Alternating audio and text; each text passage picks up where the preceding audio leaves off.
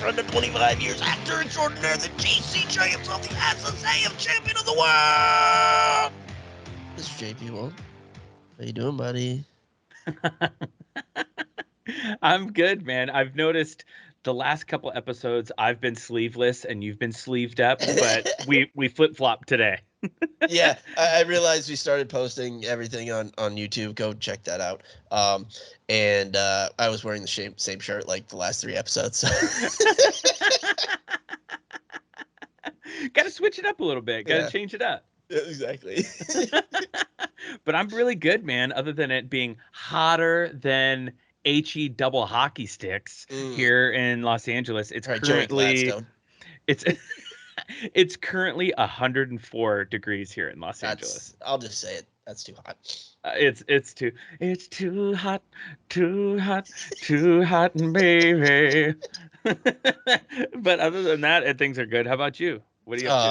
I can't complain because today our feature presentation is Mad Max 2: The Road Warrior. Yeah, we got really excited after Fury Road, and we're like, let's dig deeper. Because honestly, I think the only other Mad Max movie I'd seen besides Fury Road was Thunderdome when I was like a kid on like USA, So I don't know if I'd ever seen The Road Warrior. So this was like a great first time viewing. Oh, that's so awesome because this movie fucks. Oh my God, it's so great. It's so great. And especially for a movie that came out in 1981, the blood 82, I know, it's crazy. Yeah, the blood looks really realistic. The practical effects obviously are fucking awesome. Car chases are incredible. They like Fury Road is basically like this if the technology existed to do it the way that makes Fury Road amazing. Yeah. But man, there's a lot of elements of it in this. Yeah. Oh yeah. It's fucking awesome. I loved it. Loved it. And it's weird hearing old Mel with an Australian accent. Yeah, the Aussie talk. I like it. Yeah, it was great. I loved it. Yeah, I mean, fuck Mel Gibson, but we're going to gloss over that for the most part. Before we get into that, what have you been watching, reading, seeing, doing this week? So really this week I've just been kind of same thing as I always do, watching random shit. I'm rereading The Last Ronin, the turtle comic. The Ninja Turtles. Yeah, because they I think they finished the run. And I don't know if you ever finished the run, but no, I didn't. Yeah, they actually recently came out with like a trade paperback of like, a compilation of all of them together. But yeah, I started reading that again. That's usually what I wait for. Perfect. Yeah. So now it's all together. So I'm reading it from the beginning, and I just finished the first episode or the first volume issue, I guess, again.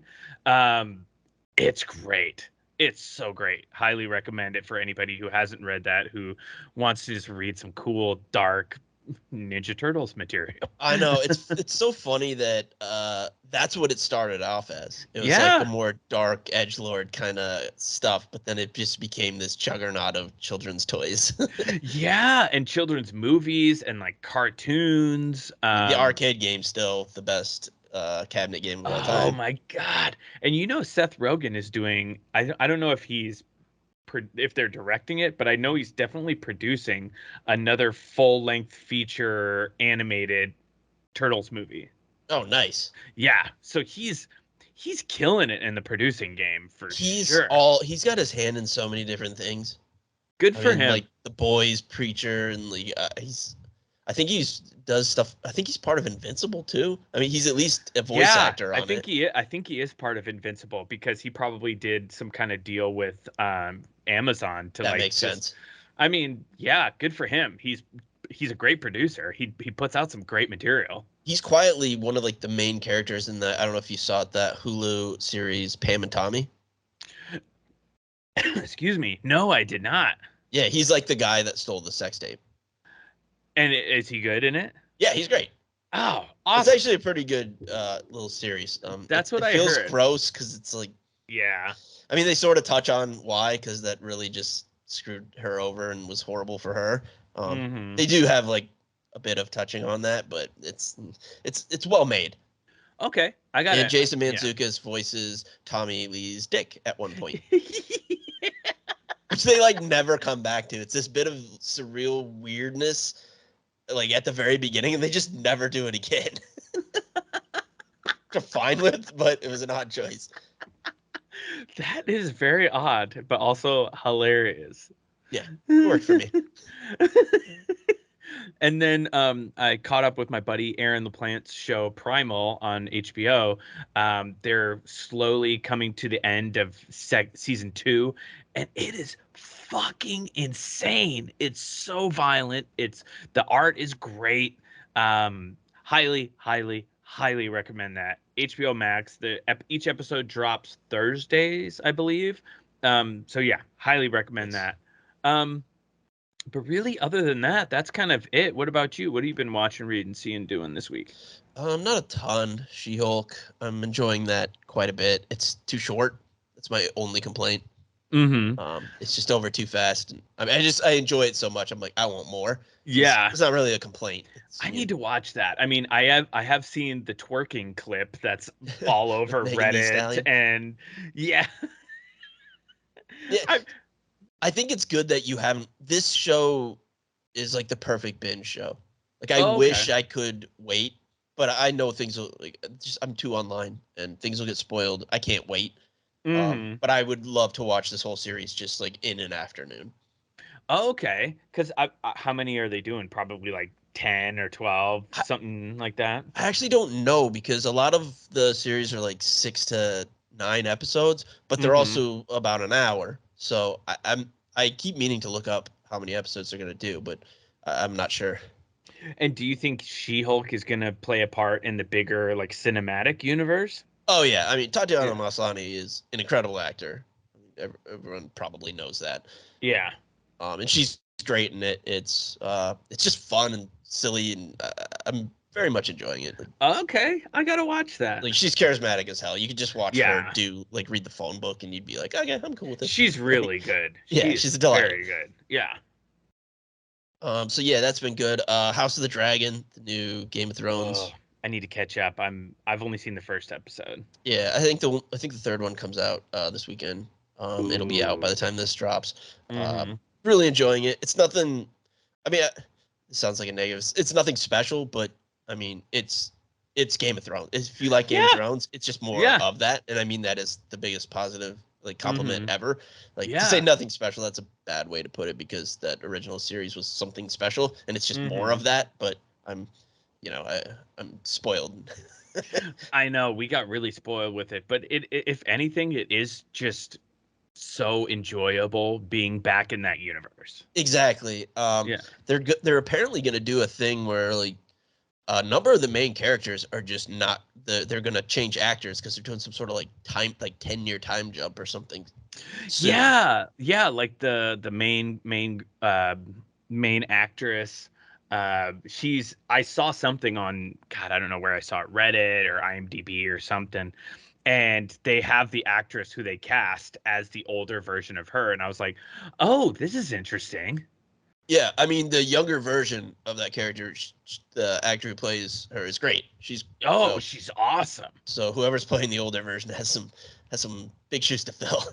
Big shoes to fill. Oh yeah, so I need to catch up, but I'm liking it so far too. Same as you. Even after the first episode, I was like, okay, I'm down. Yep. I'm down. Oh man. I mean, I've been watching this and that and whatever, but I'm kind of excited to get into this. Let's do it. And let's get into our feature presentation.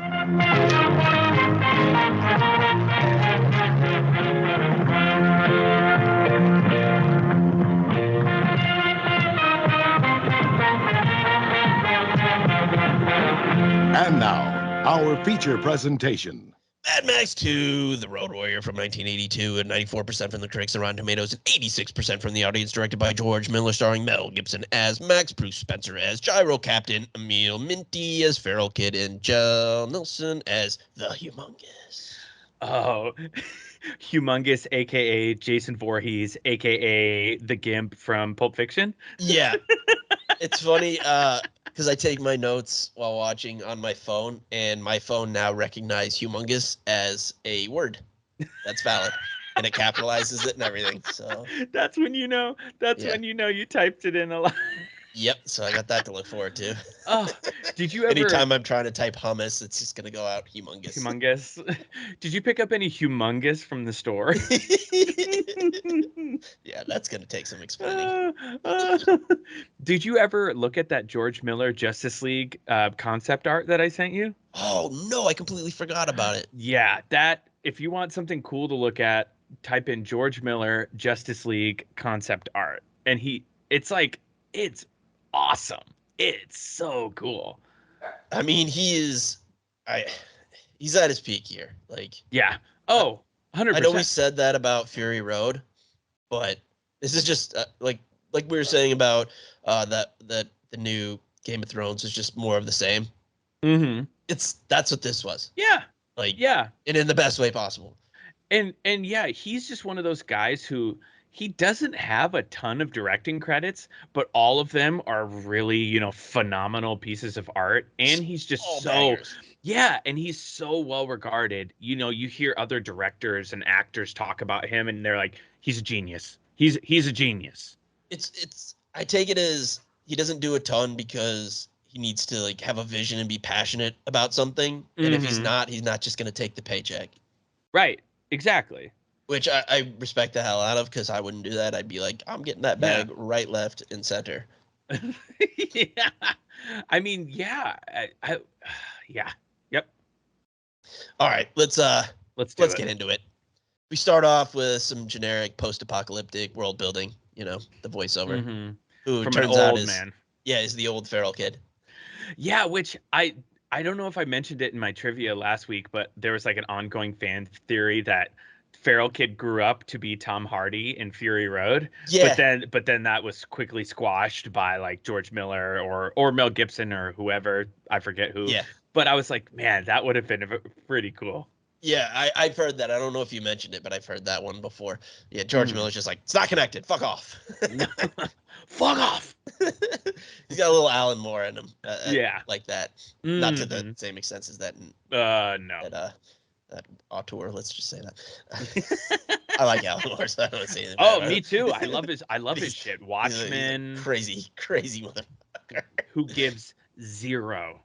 I think he gives negative fucks. He's so fascinating. Like, and it's not an act because he's so committed to it. Like, he's turned down so much money because he just refuses to be involved with any adaptation. Like, he'll be like, whoever did the art on this, give them my money because I don't want it. And that's which is punk cool. Rock. That's so really punk cool. rock. Yeah. Yeah, I mean, speaking of punk rock, this movie is just a bunch of steampunk scavengers all over the place. So, basically what we learned is humanity sucks, and they basically got all what they deserved. Pretty much. Climate change, using all the gas, bombing people. Yeah. This movie was like ahead of its time, like with everyone fighting over oil and like natural resources like being depleted, and just the way that everyone becomes feral, essentially. Yeah, it came out 40 fucking years ago. Yeah.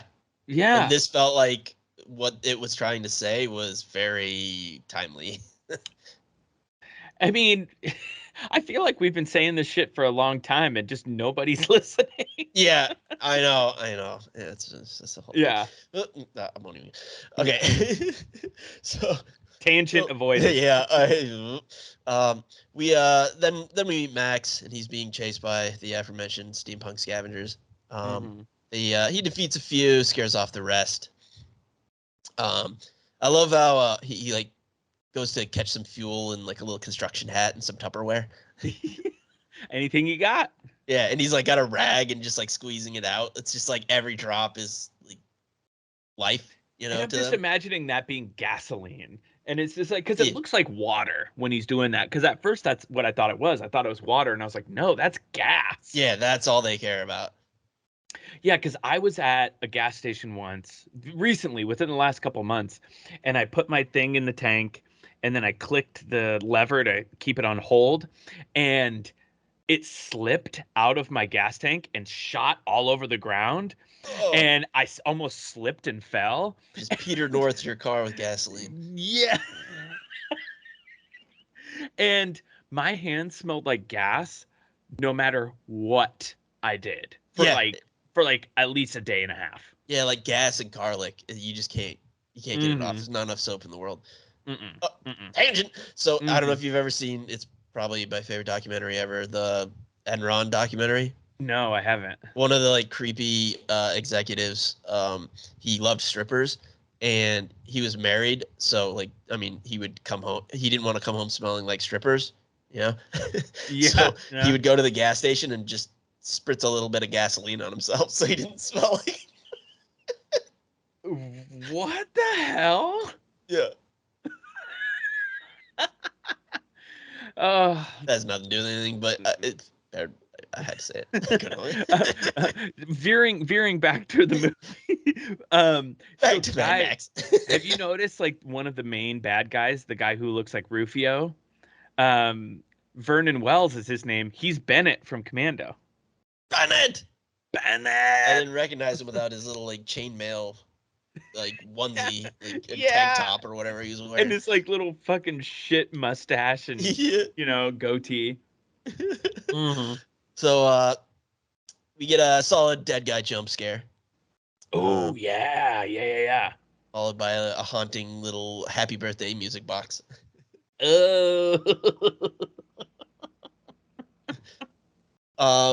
Then we meet a little tweaky dude with a crossbow. He gets a drop on Max. He ends up being the gyro pilot. His character arc was very interesting because he came off as like very creepy and very. I'm like, ugh, I don't like this guy. He's a creep. And then at the end of the movie, they're like, we love him. He's great. Yeah, like, what? Yeah. If there was a problem with this movie, it's his arc because Max just treats him like dog shit the entire time, and then he ends up saving him for no real reason. Yeah. And then spoiler alert, he becomes the leader of the group. No, the feral guy did, kid. But no, the gyro captain became the leader after the one guy. Oh, he did? Yeah. That's what it says in the final, like, no, that monologue. was the voiceover, and the voiceover was a grown-up feral kid, and he was like, I became the leader. Oh, yeah, but he became the leader after the gyro captain. Oh. Yeah. All right. Yeah. I do like how he's, like, trained snakes to, like, set traps. That's cool. And then, like, the fucking classic snake grab. Like, how many movies have we seen that in? The snake grab. Speaking of, was it, or that was Predator, or was it... I think it was Predator where they do the snake grab. Predator. There's a snake grab in Hard Target. Because we just recently did one with that. Oh, and Rambo too, right? Oh, it was Rambo. It was Rambo too. You're right. Yeah. I knew it was something a little more reason. Yeah, because that's just hey, you want some quick exposition on how much of a badass this person is? Here, catching a snake. Yeah, because in Hard Target, he actually punches the snake too. Remember that? I love a good snake grab. I love this one when he sets that trap later. He's like fighting with the dog. He's like, I trained this snake. I get to eat it. That dog. I feel like that dog is secretly the biggest badass in the whole movie. Yeah, he's great. And he does not, they do not do him justice. But, so yeah, he gets the drop on Max with his crossbow. He wants his gas. His loyal pup saves him. And before Max can off him, he's like, hey, I know about this place with a bunch of gas. So, like, if you kill me, I can't tell you where it is, but, you know. Were they calling it guzzling, or was that just an accent thing? They might have been, because they have these, like, weird ways of speaking. Terms, yeah. Yeah, which is funny. I don't know if you watch Rick and Morty, but I just recently watched, like, 2 days ago, watched the one where they basically go to a Mad Max dimension. Universe, and they're just making fun of all the way that they speak. It's like in the before 4 times. It's like, did you also lose like all your dictionaries? Like, what the hell happened to you people? Like, why do you talk like this, you idiots? I do love that like sense of world building too. That like things have changed and things have, kind of, I guess, dumbed them down. I guess. Right. I don't know. Mean, this was like the first one to do it. So it's not hacky here, but it's been done so many times. It's been done so many times. Yeah, and that's what it was mocking. But it's like The Matrix and like Bullet Time. That was the first time we'd ever seen that, and now it's just like dead horse beaten. Yeah, exactly. So he Max is like, all right, fine, take me there. I like how he like chains him up and holds him and has his dog hold him at gunpoint. And the dog, yeah, the bone is in the dog's mouth, and then it's tied to the trigger. And he's like, good doggy. And the dog's just like, don't fuck with me, dude. Yeah. What would you do, D? D's like, leave me alone. She's like, I'd eat that bone, man. You'd be dead. You'd be dead, motherfucker. I'd pull the trigger like you wouldn't believe. So they get to this little settlement, and it's got like an oil rig. So that's how they're so flush with gasoline. And it's currently under siege by some scavengers. They like stake it out on some rocks overhead. Max eats some dog food. Oh, so gross. Oh god. He pops it open and then he just starts chowing down. Yeah, you think he's gonna give it to the dog, and no, he's just feeding his face. Oh, well, I mean, I guess he throws it. Yeah, I mean, there's no food. I like how he throws it to the dog, and the gyro guy tries to get it, and then after that scene of the dog like scaring him off with snarling and barking, somehow the grossest part of that is him like digging in with his fingers after the dog's been licking it and just like yeah. I know, just getting the fucking remnants. Yeah. Yikes. That literally. Next day, we see some of the brutality of the scavengers. They're just like executing prisoners. Good God, that's really brutal. Yeah, I won't touch on all that too much, but yeah, it's gross. It could have been grosser though, in fairness. Yeah. And Max, he sees all this from his little stoop, and he's like, nah. He gets a bit. Max gets mad. It's where he becomes Mad Max. That was horrible. No. So he decides to take a little vengeance out on him. Ends up saving one dude.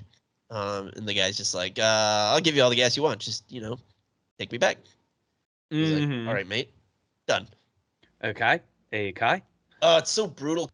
Yeah, he's tied up with the crossbow dart. Yeah, he's stuck because they're through him and into the back of the little car. He's all up against, and the way he just like bolt cutters cuts him out. Ooh, yeah. So he takes him back to his base. And Max is just like, yo, we had a deal, we had an arrangement. Like, he said I can have all the gas I can carry if I just bring him back, and the dude just immediately dies. So they're like, yeah, brutal, just brutal. Yeah, they're like, whatever arrangement you had with him died with him. So fuck off. And it's really interesting. Like all these people, they're dressed in white, and then the bad guys are dressed all in black. And it makes a lot of sense that they're kind of about Max when he comes in, because Max is dressed all in black. Yeah, and they're just like, you're a parasite, you're a maggot. Like you just feed off of the bones of the old world. Yep, that was sick burn. Sick burn. Yeah. I mean, not a great idea to say that when you're trying to get him to help later on, but whatever. Odd strategy. So they basically like take him captive, they chain him up, and the scavengers all attack again. Bad guys, they captured some other of the good guys, I guess good guys. And they're using them as like human shields. Yeah, like they in Fury Road, when they tied Max up to the front of the car, like they did that in this one too, and that was kind of cool to see, a little throwback kind of thing. Oh yeah, there's a lot of there's many through lines between these two movies. Humongous speaks, which is just great. him and his leather chaps and Jason Voorhees hockey mask. It's just the deep voice. Yeah, and he's jacked beyond. Just walk away. and his buddy calls him the Ayatollah of rock and rolla. Ridiculous. Because isn't that what Chris Jericho would call himself in the old like Attitude Era of the WWF? He did. I mean, this is all so silly and campy, but it just works. It just works because Yeah, I can't even put a finger on it. Like, I watched this movie a couple days ago, and I've been thinking about it a lot, and it was just so good. And it's just, yeah, it's hard to explain. It just works. Has no business working. It shouldn't. Mm-mm. Like on Mm-mm. paper, someone I don't know how this movie got made. Like probably because the first one Did must so have well. made money. Yeah. Mm-hmm. First one wildly different. I don't know if you've seen the first one. I have not. Like it's like the beginnings of society crumbling. Mm-hmm. And Max is like a cop, and like his family gets killed or something. Oh, But, shit. yeah, it's like really low budget. It takes place on like one highway. Not a lot happens. It's fine, but yeah, to go to this, just to like this fever dream of the apocalypse, it's insane. And just all these crazy cars and crazy big vehicles and tanks and Their fucking they're crazy just shit. their clothing on either side just doesn't. I mean, if you actually sat and thought about it, it's like none of this makes practical sense, None at all. but it all works. Like you never think that because you're like, this is awesome. I guess whatever you can find. Yeah, but it's just nonsense. But it's great. That would have made The Walking Dead more enjoyable if they dressed like Mad Max. Yeah, I mean, nah, don't get me started on the show. Yeah. I, okay, dial it back. Okay, so Logan speaks, and he's kind of being reasonable, you know. Mm-hmm. But the feral kid interrupts him with a boomerang, and like the main henchman, he has like his like boyfriend gets brained by this thing. Brained big time. And then he throws it back at the kid, and then the kid catches it, and then he throws He's it. got like a falconer's glove on too, which is great because That's awesome. I didn't notice that till this time watching it. And then when the guy gets his fingers cut off with the boomerang because he tries to catch it just barehanded and it just slices. What a great little practical effect that was too. Oh, that scene's so ridiculous and great. Like everyone's laughing at him, and then when he looks up after his fingers are cut off, he's like smiling, like he's happy about like the attention. He had this subtle look on his face that just said so much. Yeah, which didn't need to happen in this kind of movie, but was just so damn fantastic. Yeah, I love that. Yeah, and then so the main henchman, he's real mad about his guy's demise, and he wants to he wants revenge. And big revenge. Just chokes him out. No more talk. Just puts him in a sleeper hold. Just walk away. Just walk away. I love that so much. And so they're like, you got one day to decide. It's like, we'll let you live. Just give us the gas, and like, we'll escort you through like this wasteland. You know, like you'll be fine.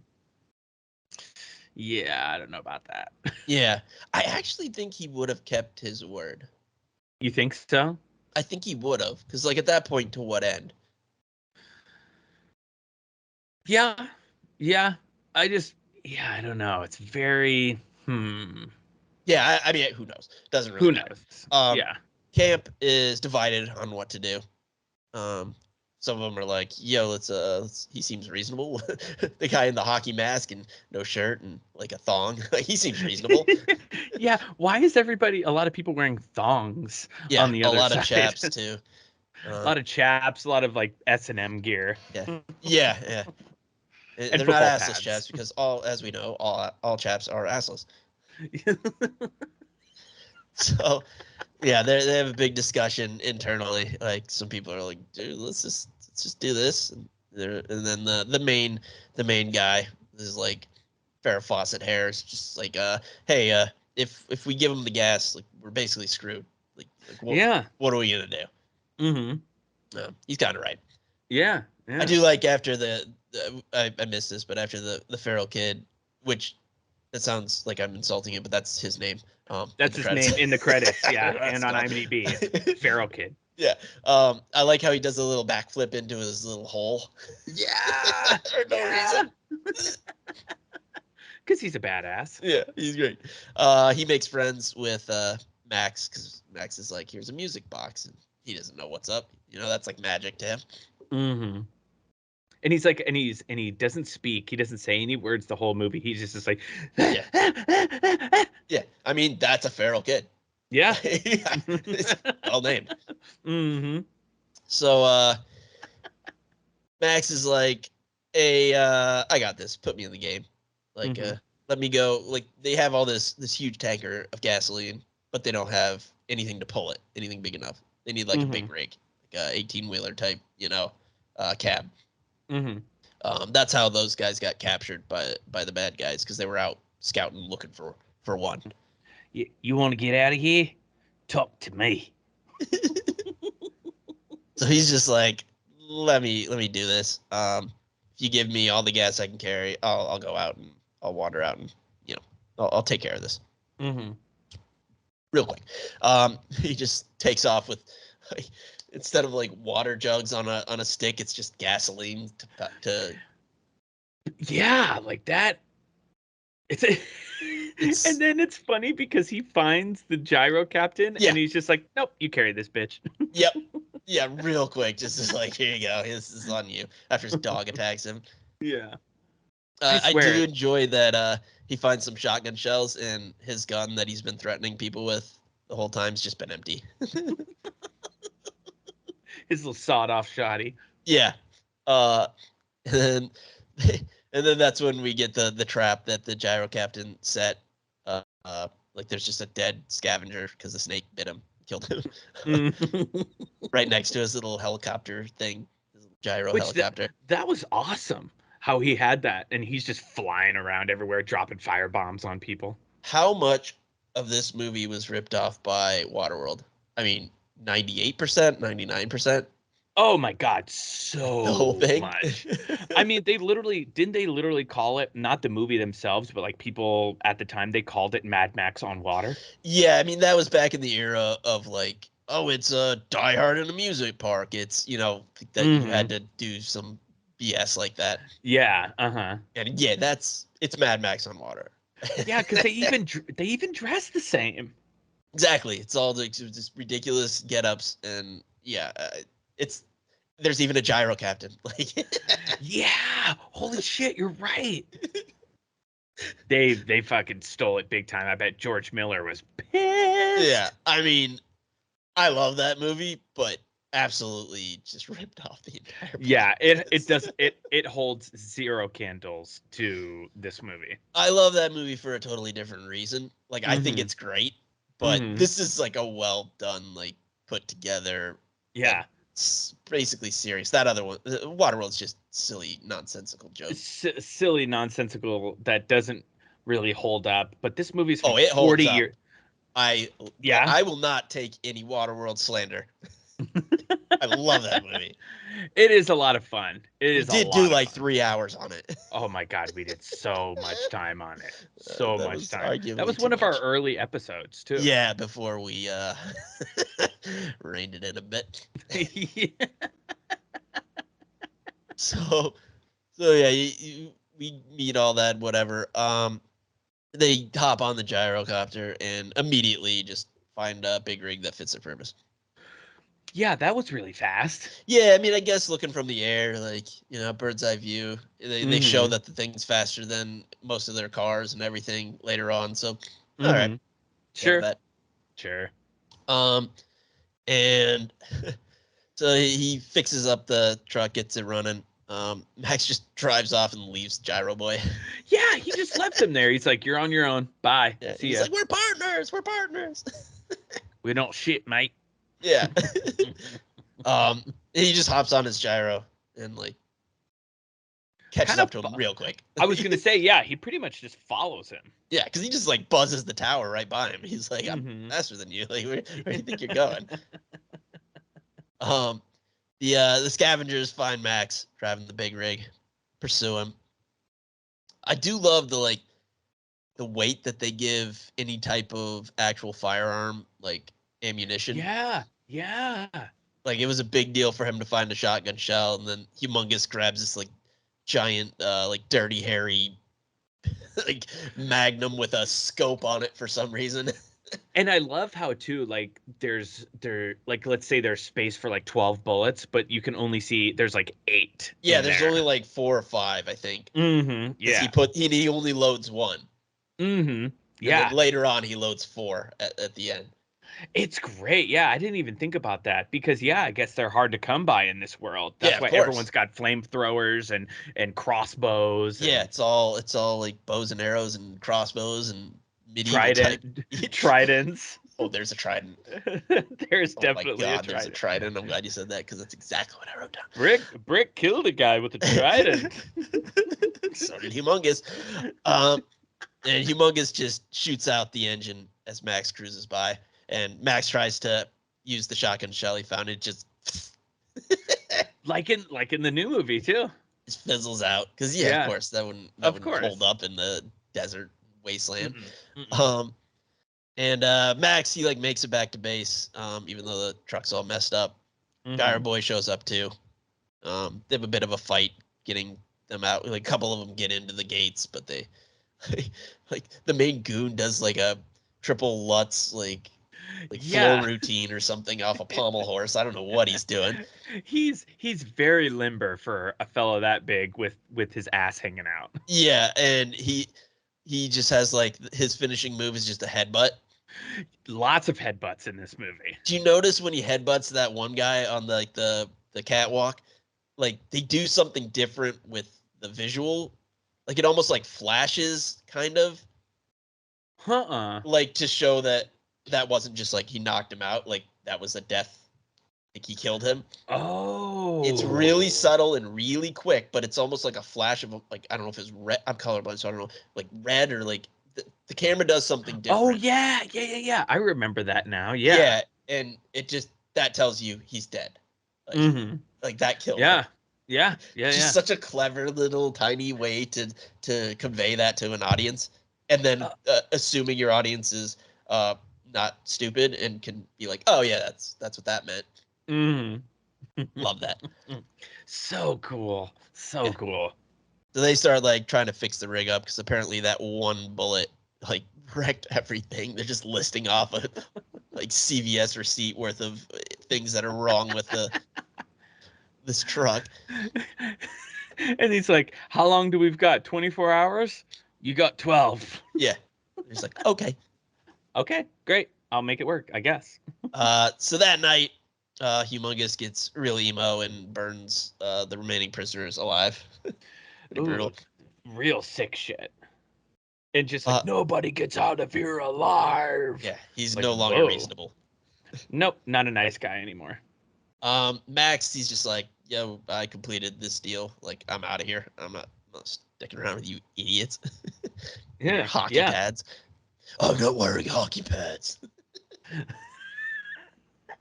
Sorry.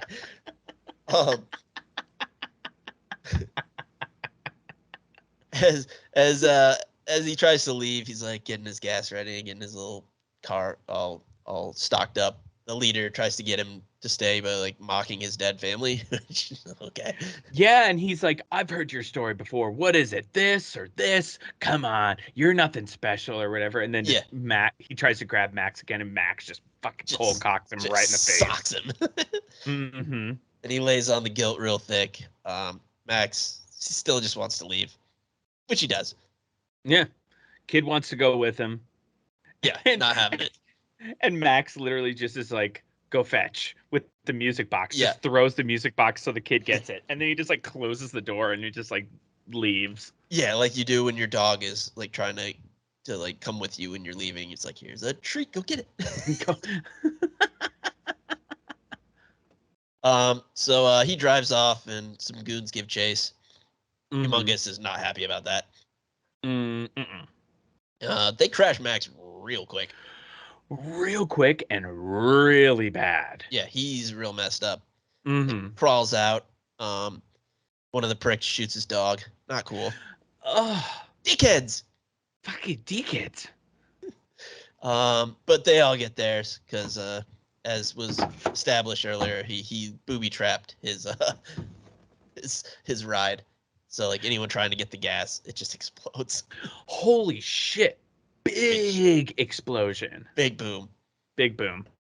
The remaining guys fuck off back to Humongous. They're like, we're done here. And now it's personal. Mad Max is John Wick now. You killed my dog. I'm coming for your ass. I'm coming for that ass. Basically. He's rescued by Gyro Boy for some reason. Mm-hmm. Because he had to be. The story needed that to happen. Like, fine. Doesn't make any real sense, but fine. It doesn't, because I feel like this is the part of the movie too where the gyro captain, like, people are kind of like, oh, he's good now, because in the scene before this, he was just gonna randomly take that blonde girl with him and leave, and she was like wanting to. Yeah, I like how very she was confused like by that. supposed to be like the rich, like, prissy, because she had like the little dog and like yeah. It was such a weird choice, but so good. Yeah, that was weird and creepy. I decided to just not talk to say it. Yeah. But yeah, he brings him back. I guess you could say that, like, he saw the value in, like, being with that guy, because it's like, this guy's good at what he does, and he could probably keep me alive if, like, we're buds. Yeah. So yeah, I can make that leap. That's fine. And I mean, like, yeah, he had a creepy vibe and stuff, but like, he never tried to take like that woman by like against her will. She was like totally willing to go with him, and he's just like probably just been out in the heat too long, and his fucking brain is all scrambled eggs. Yeah, he's like that, like Coates from Coates' character from Waterworld. Paper. I mean, he was doing that shit when we first see the gyro captain, and he's just like, it's probably just wild dehydration and malnourishment. Probably had scurvy going on somewhere. I didn't see any lemons. More lemons. Any lemon rinds hanging around. So he gets him back to base, and Max just does the, I'm the captain now. I'm gonna drive the truck. Look at me. Look at me. Max is the captain now. Yeah, I like how the main leader guy is just like, nah, that offer's off the table. Like, you're getting exactly what you want. Why are you telling him fuck off now? Yeah, you still need him, bitch. What the fuck? And then they give him some more bullets for his boomstick. Yeah, they give him some actual shotgun shells. God, they're all just, I just love all their, like, football shoulder pads and hockey helmets. It's just so stupid. I know. It's so stupid. It's like, in all of the things of the apocalypse, that's all you could find. Did you, like, wander upon, like, a fledgling high school or something? Yeah, did you raid a JV locker room? What's going on? Which, do they play, like, American football in Australia? Like, I don't know. I don't know if they play American football, but they have their own Aussie rules rugby. Football, but but they don't, I don't believe they use pads. They don't wear pads. No. Yeah, this is all strange. Yeah, maybe it's shit that they got on the cheap. Yeah. It doesn't matter. It's great. Their escape begins. Feral Kid stows away with Max, who they eventually are like, fine, you can drive the truck, whatever. Gyro Boy is just dropping Molotovs all over the place. They roll out, rig their base to explode, which is an incredible explosion. Whoa, they said, I think I said it in my trivia, but like they like felt the explosion from that, and they had to like let the airports know. They had to let that mushroom cloud was massive. Huge. I felt like it got out of hand. Like, I put like the non-viewer hat on and just like thinking of the production of it. Like at one point you saw like rocks, like basically shrapnel just like coming near the camera. It's like, and it was hundreds of yards away. It's like, that was probably not supposed to happen. No. So we got a little heavy on the TNT on that one. Just some drunken Australian demolitions people. just fucking throw it in there, mate. Just fucking throw it in there. Love the Aussies. They're the best. Absolutely. So yeah, that big explosion. They split up. Max and like some people and the non-combatants go off on like a bus or whatever. Max and the fellas, they're on the other one. They're on that big rig. Chase is given. Oh, this chase is so good. It's so good, and everything, whether it's like people getting shot and then like falling down and like cabs getting pulled apart. I wonder how they did so much of this, because like you see people falling off and then just getting pulled under cars, and it's like that didn't look like a dummy when they fell. Like, yeah, maybe there's that's no just CGI. Like, I don't know how they did it. just genius camera work. It's remarkable. It's so well done. This is this honestly, I bet the like the level of difficulty was more for this than anything we saw in Fury Road. Oh, 100%. Like 100%. I mean, just think about that. That's 40 years ago. 40 years ago, and this is still considered probably a really low budget movie even at that time. So just like having to figure things out, which the best shit always comes out of anyway. Yeah, absolutely. But I mean, like, can you imagine the budget for Fury Road is like easily like 50 to 100 million, I'm sure. This was like pennies compared to that, I'm sure. Yeah, I'd be surprised if this was over $10 million. Mm-hmm. Let's see, I can find out. Oh, it's just so good. And then we finally get the shotgun used, and it's just so satisfying. It's like they teased us with it the entire runtime of this movie, and then when he finally fires it, and it's just right into the Batman car. Oh, it was great. Oh, so awesome. So satisfying to have it actually not fizzle out. And, well done. Then as you mentioned before, Humongous rolls in and hits the leader with a trident. With a goddamn trident.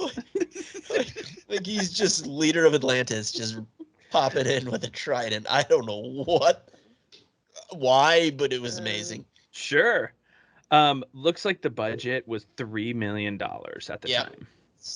That sounds right. Yeah, 10 was way too much. 10's actually a lot back in like the 80s. Yeah, 80, 82. Well, then while you're talking, I'm gonna check it for inflation, just because. Why not? Yeah. Gyro Boy, like the wheels are starting to come off. The leader gets hit by the trident. Gyro Boy takes a hit and crashes really hard, but apparently fine. Then Humongous just like decides to play chicken with the big rig. He like flips the NOS like he's in Fast and Furious. It just takes him head on for some reason. Yeah, why did he do that? I don't know. Because I guess the movie needed to be over. Yeah, it didn't make a ton of sense, but he just like lost his shit. Massive crash. Like huge, big time crash. That was like, it's like at the end of Back to the Future 3 when the train just barrels through the DeLorean. That's a good comparison. That's what it reminded me of, because literally Humongous's car or vehicle or whatever just turns to scrap metal in 2 seconds. Yeah, disintegrates. Mm-hmm. But everyone on board, they're fine. Max and the kid. And then the tanker, find out, it's just full of sand. I know, what the fuck? That was huge. Okay, that works as a visual, like, for the movie. Mm-hmm. But they were on a time crunch. Like, who was just, like, shoveling sand into the back of that? Like, oh, yeah. Also, why did you want it to be heavier? Like, what are we doing? Like, yeah. I know I'm putting realistically, like, you wouldn't do that because then you'd make it way heavier. You'd also waste all this time, but it made for a good visual. Like, gotcha. Well, I wonder if they necessarily didn't fill the whole tanker, but maybe they just filled like a portion of the tanker. But even so, why? Yeah. Like, what's the difference between it being completely empty or full of sand when they find it? Same outcome. Same outcome, because even if it's empty, it's still going to be heavy as fuck. Yeah, but I mean, once they catch it, like, same outcome. They don't have the gas. Like, air, sand, doesn't matter. Yeah, that's a really good point. Yeah, but I mean, it's for that visual, like, to tell the audience everything you need to know. It's fine. I get it. Sure. So, yeah, big trick. All the people on the bus, they're just carrying around just drums of gasoline. I like that they put like flammable stickers on it. They take the time to print those out. Why? Yeah, sure. Sure. It's fine. It's all good. So yeah, they survived and escaped. Everyone escaped, and then we find out the voiceover the whole time was the feral kid, and they never saw Max again. He lives now only in my memories. Great. And then credits.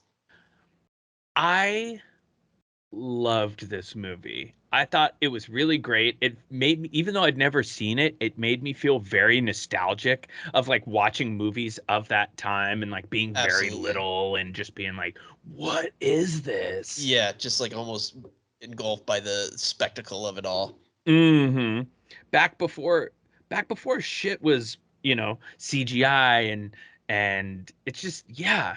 I I mean, just loved it. you see movies like this in Fury Road. It's just like, I know not everything can be done practical. Like you look at like a Yeah. superhero movie, and I mean, those things don't exist in the real world. But anytime you have an action set piece of things that exist in the real world, like how are you not doing this? Like as a filmmaker, Yeah, because it costs more money. does it though? Or it's just I mean, look easier, at the or it takes Batman. less time, or it takes less Look at the time. I Batman. don't That know. was not a super expensive movie, like the Mm-hmm. newest one, Yeah, and it was all done practical. and it just looks better. It It just looks fucking a looks million better. times better. It's so much more visceral and just Mm-hmm. pleasing to the eye. It just feels right. Yeah, I agree. I agree. I don't know. But I love this movie. Great idea. Like this is awesome. Yeah, I didn't even know you hadn't seen it, but if I had known that, then I would have absolutely, like, there would have been a no brainer. But we just kind of Mm-hmm. did an audible because I was like, I want more Mad Max. I'm Yeah. not done.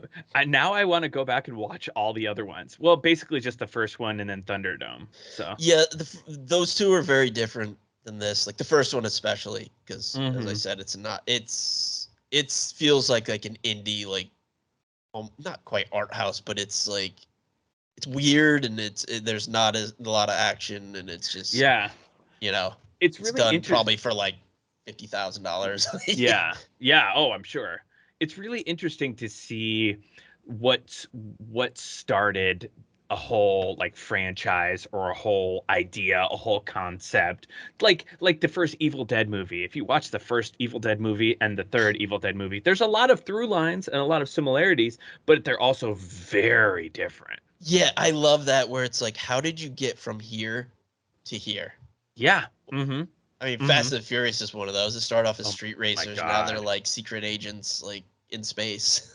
in It's in in space, and like before too long they're gonna be fighting fucking aliens, and it's gonna Oh, be crazy. we should do like our favorite, like a list of our favorite, like, franchises that started as one thing and Hmm. became just, I mean, Rambo's one of them. Yeah. Oh yeah. First Oh, Rambo, like, one person dies and it's by accident, you know? you know what we should do? Mm. Maybe we should do like a Fast February Mm. and just like pick like four of our favorite Fast and the Furious movies. Do like the first one, like Tokyo Drift, and then I kind of like, like Tokyo Drift yeah, because Han's in it. that'd be fun. Han. Han! Um, yeah, we should do that. I'm down and make a list of our favorite franchises. I'd be totally down for Oh that. yeah, Predator is one of them. we'll workshop Well, that. yeah, yeah. I've got some trivia for Mad Max Road Warrior if you want to hear it. Oh, hit us with some trivia. The dog used in the film, named simply Dog, was obtained from a local dog pound and trained to perform in the film. Because the sound of the engines upset him and in one incident caused him to relieve himself in the car, he was fitted with special earplugs. After filming was complete, he was adopted by one of the camera operators. That dog ruled. That dog ruled. I want one of those now. I What do loved they how it was call just him? like on it. That wasn't a shepherd, was it? Yeah, blue healer, I think it Ah, was. okay. Blue healer. Um, Mel Gibson only has 16 lines of dialogue in the entire film, and two of them are "I only came for the gasoline." Yep. Yeah, he hardly Mhm. says anything, just like Tom Hardy. According to the trivia book Movie Mavericks by John Sandis, one of the more spectacular stunts in the film was actually a very serious accident. One of the motorcycle riding raiders hits a car, flies off the bike, smashes his legs against the car, and cartwheels through the air towards the camera. This was a real, genuine accident. The stuntman was supposed to just fly over the car without hitting it, but the nearly fatal incident looked so dramatic that it was kept in the movie. I noticed that. Yeah, I remember watching that going, whoa. Yeah, And that then I'm wasn't thinking, the that only didn't one. look, Because I yeah. mentioned that before. Like, how did they do that? Well, that explains at least one of them. And they didn't mean to. Yeah. Ooh, that looked like insane. After Mad Max 1 in 1979 was finished, and before that film's release, all of the cars were supposed to be destroyed, including the Black Interceptor. But someone thought the Interceptor was too good to lose, so they saved it from the Crusher. When the sequel was in its planning stage, someone found out that the Interceptor had somehow survived, so they tracked it down and bought it back. Awesome. Yeah, that's a great car. Such a cool car. And Even it's though a Ford, we never really too. get to see it like do its thing. Mm-hmm. You know? Same with Fury Road. Like, yeah, they have this great set piece and then it's just like wrecked immediately. like immediately in the first like 5 minutes of the movie. Which I kind of love. I mean, they do the same thing when you think he's finally getting out and gonna really let it rip, and then boom, he just crashed. Yep. Although it might not look it, the location was actually extremely cold. Mel Gibson would spend his time in between takes huddled under blankets, despite being dressed in a leather outfit, while the Marauders suffered in particular with their costumes, which deliberately exposed their buttocks. Yeah.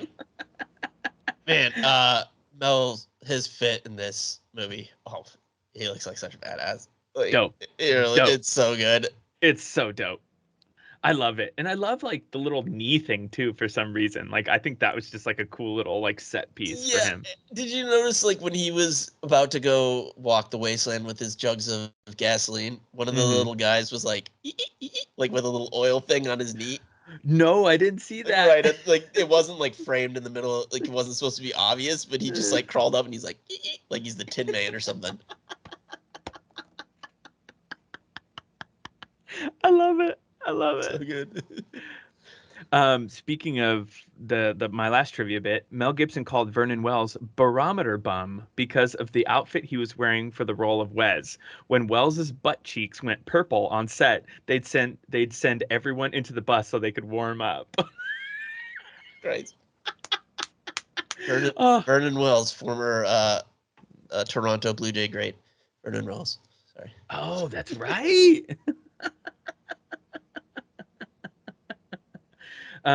According to Vernon Wells, Wes's partner, Golden Youth, wasn't actually a sexual partner. Wells says there was a deleted scene which explained that Wells rescued Golden Boy as a child and became a sort of surrogate father to him. However, there's no evidence of this aside from this statement. Most of the actors were told by George Miller to make up their own backstories themselves. Yeah, I mean, we didn't really touch on that, but the fact that wasn't like played for a joke or like it just was. Like, I mean, they made it seem like they were in a relationship. And it was just like the same as if it would have been a heterosexual relationship. Like he was upset, and because he got killed, and they I thought for 1982 especially, like we touch on that all the time, where that's often used as a joke or something to laugh about or make fun of, and it just kind of was, which I kind of thought was cool for the time. Yeah, definitely. Like very like edgy in that way. George Miller said that the character of the Gyro Captain was written in part so that the studio would have to pay for a helicopter for the shoot. Aerial shots were quite expensive, but they were necessary to show the point of view of the captain in his gyrocopter. Yeah, I mean, now you can, like, for a couple $100, you can get a drone with a GoPro hooked up to it and, like, get all these panoramic vista shots, but before, you just had to buy it, like rent a helicopter. Yeah, and it cost thousands of dollars, I'm sure. Yeah, now we can do all this cinematic stuff just for like a few $100, like making an indie movie and make it look amazing. Oh, seriously. This is George Miller and Mel Gibson's personal favorite Mad Max movie. I mean, it's hard to argue with that. Like, I don't want to take anything away from Fury Road, but it's almost a remake. Yeah, it kind of is. It's a way in the sense of like Evil Dead and Evil Dead 2. Not specifically, but very like a lot of the similar tropes, similar type villains. Yeah. And like they pointed out how Max is literally kind of like, do you ever see that old Western Shane? It's an old Western where it's literally like a guy with a no-name kind of guy, lone gunslinger type guy, rolls into a town and helps a town out with a problem that has nothing to do with him. It's kind of an old kind of tropey kind of thing, kind of like Logan. They said Logan was really influenced by Shane and Unforgiven. Kurosawa type stuff. Yeah, exactly. Miller says it only took 1 year from the point where he began writing the screenplay to its theatrical release. As a fun point of contrast, the initial script that became Fury Road was written in 2003. The film was greenlit in late 2010 and opened in 2015. Wow. Yeah, a year from like, I'm going to write the script to a year later, it's like in the theaters. Yeah, I mean, I'd like to see that script because there's hardly any dialogue. And like maybe there's just a lot of like they drive a bit. Probably. I don't know. Like a Nolan script. The script might have been like 20 pages long. Get this. This movie was voted the greatest action movie of all time in a poll by Rolling Stone magazine in 2015. I mean, it's not my tops, but I can't argue with anyone who feels that way. Like, especially, it's hard to put yourself into a time frame when you weren't, alive, and how things were then. But I mean, like we said, this holds up immensely. Oh, the holds action up so well. That had to just like break people's brains back then. Yeah, at the time, totally. And that it came out of Australia too, which I mean, these were, dare I say, like the most popular movies to ever come out of Australia. Probably, right? Yeah, that and Crocodile Dundee. Crocodile Dundee. And any Baz Luhrmann movie, I guess, maybe. I couldn't find a body count, but I did find a cool trivia bit to end on. The tanker roll stunt at the end of the chase was deemed so dangerous that the stunt driver was not allowed to eat any food 12 hours before they shot, in the likely event that he would be rushed into surgery. Oh, wow. I've never heard anything like that. Yeah. It's just like, dude, you're probably going to get hurt doing this, so don't eat. Yeah, you're going to need wild emergency surgery, so for the anesthesia to be proper, wow. Isn't that crazy? Wow. Unbelievable. And that's it for my trivia. Oh my goodness. I'm really glad we did this. I mean, hour and a half. They just took it off HBO Max too. I know. I missed it by like a day. I think it was like today. Yeah, of course. It's fine. This is worth the rent. It was on something called Tubi, but I knew that had commercials, and I was up against it. But so people can watch it there. But I think I rented it for $4 on Amazon. Yeah, or you can rent it's worth it. It's worth it. It is free on Tubi's free, so you can if you don't want to spend money. But yeah, oh man, so good. Oh, I loved it. Great idea. Like I love throwing it back to our original concept and watching crazy movies from the 80s and 90s. Yeah, I mean, there's so many that we still need to get into, but but we're not going anywhere, bitch. So lock in. Got nothing better to do. Yeah, baby. Well, speaking of that, what are we doing next week? Oh, coming up next week with Amazon spending like $8 billion on their new series of Lord of the Rings, we will be doing Lord of the Rings: The Two Towers. Man, I haven't seen that one in so long. I watched Fellowship semi-recently within the last year or so, and god damn, that movie is so good. I can't wait to watch Two Towers. This movie has one of my favorite of all time action like set pieces. Like the battle at Helm's Deep is incredible, and I haven't seen it in a few years, and I'm really excited to check it out. Are we watching the regular cut, or are we going to watch the extended cut? I hadn't even thought about that. Whatever is on, I think they're on HBO Max. Yeah, so I would assume that's probably just the regular cut, because the extended cut's like fucking 4 hours long. I don't think I've ever even seen the extended. I don't think I have either. If it's on there, we'll talk about it. I'll put it in the show notes. Yeah. But and we will probably be having a special guest for that, but we're working out times to see if that can happen. But stay tuned for that. We'll keep y'all posted. Yeah. We'll keep y'all posted. Oh, yeah, man. Anything else? Oh, that's about all I got. Why don't you hit us where you can find us? You could find us at www.actionmoviebookclub.com. You can also find us on Twitter at ActionMovieBC or on Instagram at Action Movie Book Club. We've also been posting our videos of the show on YouTube, so give us a like and subscribe on there. That would be awesome. And we've also been posting on motherfucking TikTok, posting the TikToks on there with all the other kids, all the other fellow young people on there. I'm so confused by all of it, and I feel so old. I know. I got to reach out to my nephews to have them give us a little TikTok tutorial. Oh yeah, I've been asking other people that like know what they're doing. I'm like, help me sift through this nonsense. Yeah. But it has to be done. It has to be done. But yeah, check us out on there. Give us a like and a subscribe. If you stumbled on our podcast recently and you aren't a subscriber, give us a like and subscribe and a good rating as well.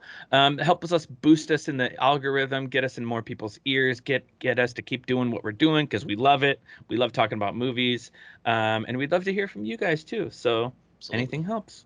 Anything helps. Absolutely.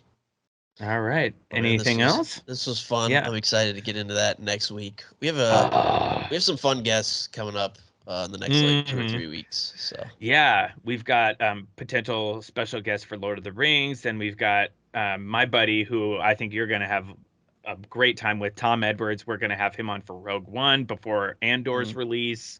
Hopefully Aaron, our buddy Aaron, is gonna be on with us at some point, because he's he's stateside. Yeah, got a lot of big plans coming up, so lock in. Absolutely. And I think we'll be doing something with the Jacked Up review show again, our good friend over there. I believe it was The Terminal List. Ooh, okay. Which I binged in one day the entire season, and I don't recommend doing that. Oh, jeez. I gotta watch it. I've only seen I started it, but then I was just like getting ready to go to work, and I'm like, this isn't a good time to start this. Yeah, I had to. It took me a couple times too. I wasn't paying enough attention. It's good. I liked it, but don't watch it that way. Yeah, because I've read like 3 of the books, and I love the books. Yeah, but yeah, I'm excited. Oh man, I guess that's about all I got. Why don't you take us out? Happy trails, Han. Just walk away.